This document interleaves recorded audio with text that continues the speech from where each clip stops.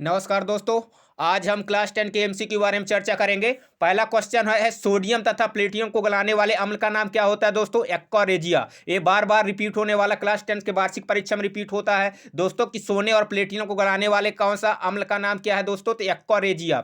इसके बाद आते हैं पोटेशियम धातु ठंडे जल के साथ तीव्र क्रिया करती है दोस्तों। इसके बाद अगले क्वेश्चन पर आते हैं दोस्तों, ऊष्मा की सबसे अच्छी चालक धातु कौन सी होती है? कॉपर होती है। इसके बाद अगले क्वेश्चन में चलते हैं, द्रव अवस्था में पाई जाने वाली धातु कौन सी होती है दोस्तों? पारा।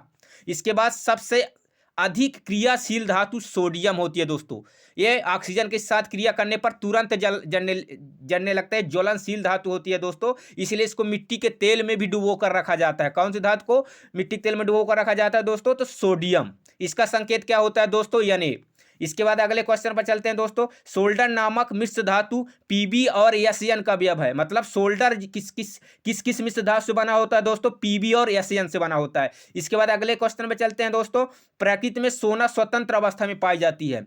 सोना जो होती है प्रकृति में दोस्तों स्वतंत्र अवस्था में पाई जाती है। ठीक। इसके बाद अगले क्वेश्चन पे आते हैं दोस्तों, शुद्ध सोना 24 कैरेट का होता है। कितने कैरेट का होता है दोस्तों? 24 कैरेट का होता है। आजकल जो सोनार लोग हैं दोस्तों कितने कैरेट का बना कर देते हैं? 22 कैरेट का मिलाकर दे देते हैं, उसमें तांबा वगैरह का मिश्रण कर देते हैं और उसको बोल देते हैं कि 24 कैरेट का है। शुद्ध सोना जो होता है 24 कैरेट का दोस्तों, बता देना चाहता हूं, बहुत ही मुलायम होता है। बहुत ही मुलायम होता है 24 कैरेट का सोना। इसके बाद आगे चलते हैं दोस्तों, धातुएं प्रायः विद्युत एवं ऊष्मा की सुचालक होती है। धातुएं जो होती हैं विद्युत एवं ऊष्मा की सुचालक होती है। इसके बाद अगले क्वेश्चन पर चलते हैं दोस्तों, भंगुरता प्रायः अधातुओं का प्रमुख गुण है। अधातुएं जानते हो दोस्तों, अधातु में क्या होता है? भंगुरता का गुण होता है, लेकिन धातु में भंगुरता का गुण नहीं होता है दोस्तों। अधातुएं प्रायः विद्युत का अचालक मतलब कुचालक कह सकते हैं दोस्तों। अधातुएं क्या होती है दोस्तों? विद्युत का कुचालक होती है। इसके बाद अगले क्वेश्चन पर चलते हैं दोस्तों, सीसा, कॉपर, चांदी तथा सोना भाप के साथ अपक्रिया नहीं करती। जो क्या होता है दोस्तों? सीसा, कॉपर, चांदी और सोना भाप के साथ अपक्रिया नहीं करती है दोस्तों। कौन कौन से धातु नहीं करते दोस्तों? तो सीसा, कॉपर, चांदी और सोना, चार ऐसे धातु हैं दोस्तों जो भाप के साथ अपक्रिया नहीं करती है। इसके बाद अगले क्वेश्चन पर चलते हैं दोस्तों, जो धातु कठोर सतह से टकराने पर ध्वनि उत्पन्न करती है उन्हें ध्वनिक या सोनोरस कहते हैं। जो धातु कठोर सतह से टकराने पर ध्वनि उत्पन्न करते हैं उन्हें क्या कहते हैं दोस्तों? सोनोरस या ध्वनिक भी कहा जाता है दोस्तों। अगले क्वेश्चन पर चलते हैं दोस्तों, धातुओं की पतले तार के रूप में खींचने की क्षमता तन्यता कहलाती है दोस्तों। जब धातुओं को पतले तार के रूप में खींच लेते हैं और वो नहीं टूटती है दोस्तों, उसको क्या बोलते हैं? तन्यता कहते हैं। इसके बाद अगले क्वेश्चन में चलते हैं दोस्तों, कार्बन की परमाणु क्रमांक 6 होती है। कितनी होती है दोस्तों? 6 होती है। हाइड्रोकार्बन का उदाहरण क्या कौन कौन सा है दोस्तों? मीथीन, एथेन और इथेन होता है दोस्तों।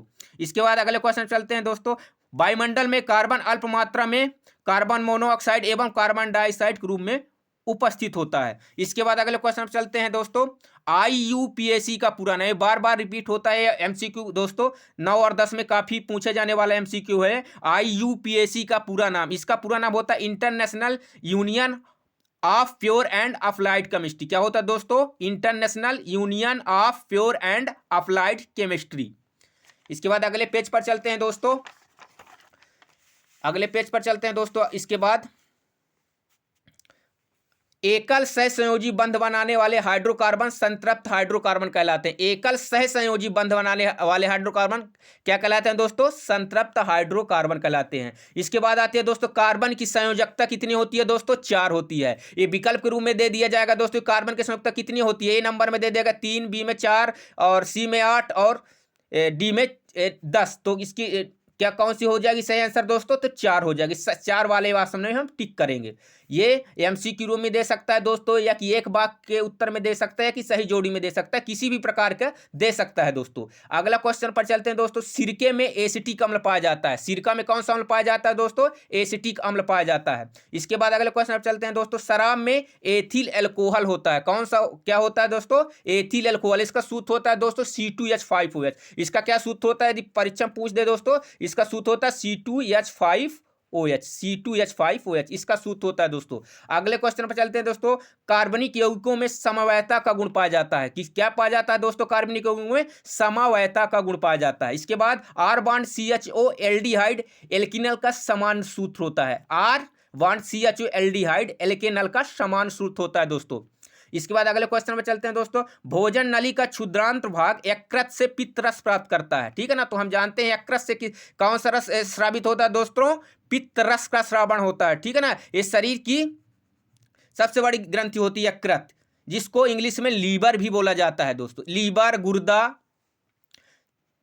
भोजन नली के क्षुद्रांत भाग में भोजन का पूर्ण पाचन हो जाता है, भोजन नली के क्षुद्रांत भाग में भोजन का पूर्ण पाचन हो जाता है। इसके बाद अगले क्वेश्चन पर चलते हैं दोस्तों। मनुष्य में वृक्क एक तंत्र का भाग है जिसको बोला जाता है उत्सर्जन। वृक्क जो होता है किडनी हमारा दोस्तों क्या क्या काम करता है, उत्सर्जन तंत्र का भाग होता है, ठीक है। उत्सर्जन तंत्र का भाग क्या होता है, वृक्क, किडनी इसको इंग्लिश में बोला जाता है।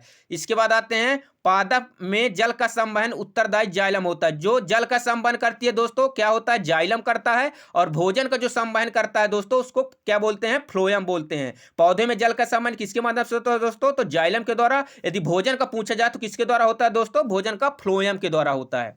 इसके बाद अगले क्वेश्चन पर चलते हैं दोस्तों। स्वपोषी पोषण के लिए आवश्यक है कार्बन डाइऑक्साइड,